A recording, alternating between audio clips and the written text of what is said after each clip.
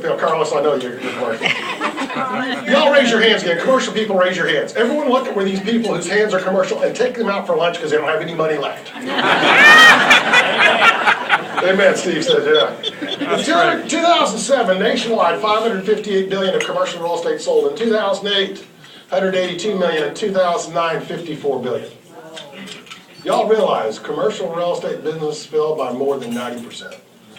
Good news is this year we're on track for, this 2010 we're on track for $77 billion. My forecast for next year is that we're going to be about $120 billion, but $120 billion still makes it the third worst year in the last 5. There has been no money. Good news is we're starting some liquidity. This isn't a Houston deal, but let me show you what typically went on across the country.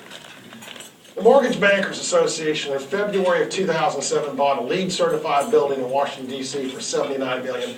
They sold it last February to the CoStar Group for $41.3 million. They lost 47.7% on their investment. It was a short sale. The mortgage bankers are doing their own short sales on their own building. Y'all understand how bad it is. Now, this Nate Creek, by the way, if I mentioned my blog, if you read this, you'd see this already. You'd already seen this stuff. Nate Creek, all the pension funds which own commercial income-producing real estate in their portfolios and their pension funds never have to pay any taxes on it. So that's all public information. For example, on the top right-hand corner, and this is like a Case-Shiller index, except it's all commercial real estate, $238 billion worth of commercial real estate. Top right-hand corner, in the first quarter of 2000, you bought a typical retail property. These are Class A super regional shopping centers, Galleria, Memorial City, things like that. You're still worth 33.3% more than you paid for it. But nationwide, in the third quarter of 07, if you bought the typical apartment project, you're down 23%. Nationwide, industrial's down 41%. Nationwide, offices are off 38%. Nationwide, retail's off 32%. In Houston, we're looking anywhere from 10 to 15% off. We didn't ride the roller coaster up. We didn't ride it down. Good news. Now the bad news. The deficit. And we're going to talk about the deficit in non-political terms. We're just going to talk about how stupid Congress is. And you and I keep re-electing Congress. Do y'all understand this shit? We were mad at George W. Bush. He left office in 08, gave us the largest single deficit in history, $452 billion. Whoa. Oh, yeah. Yeah. Oh, yeah. You realize, and by the way, the fiscal year, we're already into this fiscal year because it starts the 1st of October. We have borrowed more money in 09, 10, and this coming year to increase the federal deficit than the total amount of loans outstanding on commercial real estate in 3 years. On this isn't the bad news. Here's the forecast. Congressional Budget Office, it's part of the White House, great numbers. Trust me. Very scary. No, this is what I trust. These are good numbers, Congressional Budget Office, because it's nonpartisan. It really is. Here's what the numbers will be. When Bush left office, we had $10.7 trillion in debt. We're going to increase it $10.5 trillion by the year 2020. Oh, but they're assuming two things. They're assuming that our health care cost us nothing. It will not cost the government any more money. They're assuming that's one of the assumptions. It will not cost the government any more money. And they're assuming we never do any more programs whatsoever. None, ever. We just keep the current ones going. Y'all believe that? Well, let me do these numbers for you. Last year we paid $414 billion on interest on the debt. Well, let's put these numbers up. Last year, the one-year Treasury bill averaged a little less than 1/3%. Two-year Treasury was 0.7%. If a one-year Treasury rate goes to 1%, then that interest on the debt triples.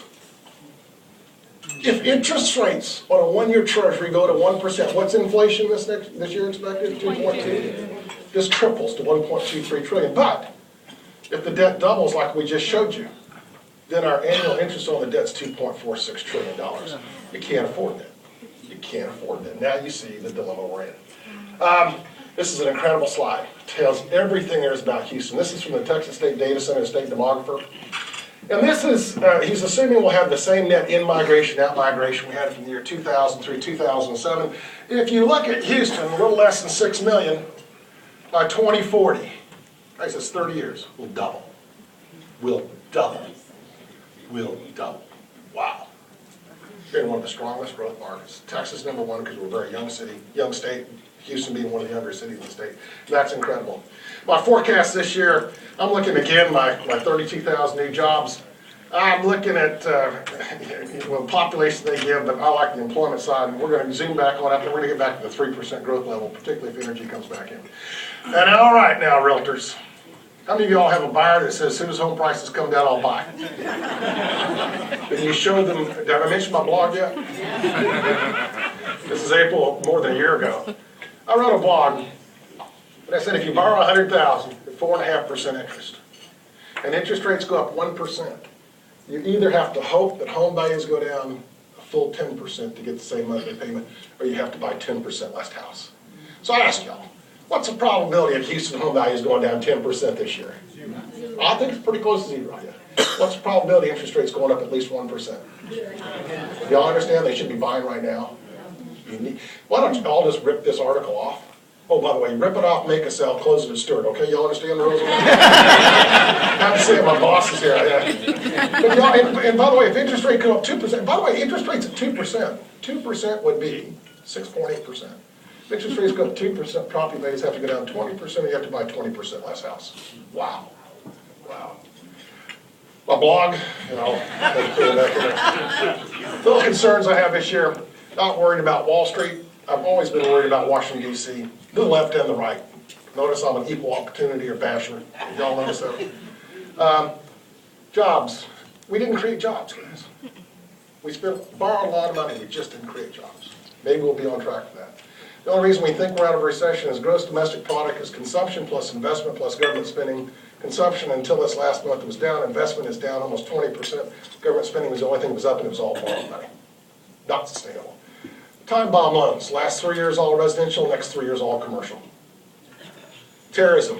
We've either been really lucky or really good about terrorism. And I don't think you can do enough about it. Y'all agree with me on that? And I'm kind of curious why we're not helping Mexico out of their terrorism today. That's my next door neighbor, guys. Inflation and cap rate's going to go up. Energy. We import more than 70% of our oil every day. We didn't fix real estate, we put a Band-Aid on it. We didn't fix autos, we put a Band-Aid on it, and then shipped 62% of the bonus money overseas. The CARD Act, great news about the CARD Act. Heather, I'll pick on you. Here we go. All right. You today, from him, you're a banker. You give her a credit card, give her a $10,000 credit limit. Good news is, for the next 12 months, he cannot increase your interest rate, you can't reduce your credit limit. You walk out of here and you lose your job today. You can use that $10,000 credit limit, right? You're more risky than you were before she lost her job. You can't raise her interest rate even though she's more risky. You're going to lose money on this deal. You understand that right now? So what are you going to do? You're going to make money on everyone else in this room.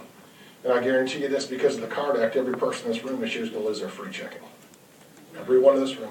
I was talking in Minneapolis with a big banker. It was like bobblehead dolls. They're all doing this. And that's tragic. We didn't fix the banks yet. Oh, but we did turn over control of the banks to a federal regulator. Now let's see how well federal regulators have fixed things. They fixed the post office, and Amtrak, and Social Security, and Medicare, and Medicaid. Now you can let them fix your banks. I don't like that. Oh yeah, gotta do this one. Folks, technology is everything, but use it smart. And you'll love this one because it's the best technology ad I've seen in 10 years. Here we go.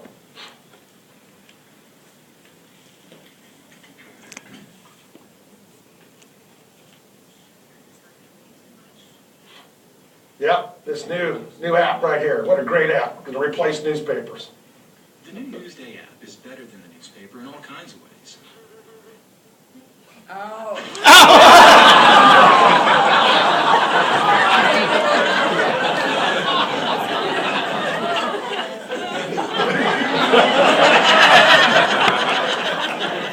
Technology's good, folks, but use it in a very constructive process. And with that, I'm actually on time. I've got 3-4 minutes for questions. Who's got a question? Someone's got to have a question. Yes, sir. How about large land sales in the country? Ooh, let me tell you about large land sales. Number one, my favorite investment. Well, Carl Wilman, where you at? Where's Carl at? Here's one of the Mr. Lands in Houston, Texas. That's all you do is land. My favorite thing, if you ever study land economics, I have a master's degree in it, is that David Ricardo, this economist, not Ricky Ricardo, but David Ricardo.